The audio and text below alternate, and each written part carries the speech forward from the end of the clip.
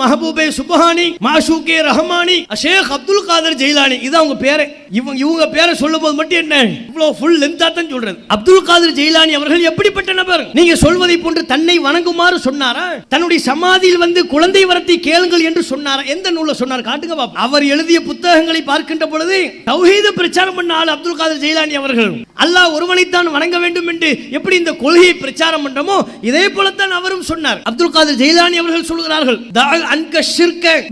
அடியானே, அல்லாஹ்விற்கு இணை கற்பிப்பதை விட்டுவிடு, ஷிர்க் வைக்காதேங்கிறார். அடுத்தவர் சொல்கிறார், யா தாலிபல் அஷ்யா மன் கைரஹு, அல்லாஹ் அல்லாதவர்களிடம் நீ பிரார்த்தனை செய்வாயானால் நீ ஒரு அறிவுள்ளவன் அல்ல, முட்டாள் நீ.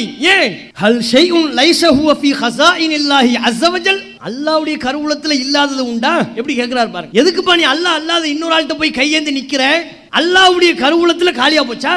அல்லாஹ்வுடைய கருவூலத்துல எது இல்லன்னு நீ அங்க போய் நிக்கிறேன்னு கேட்கிறார்.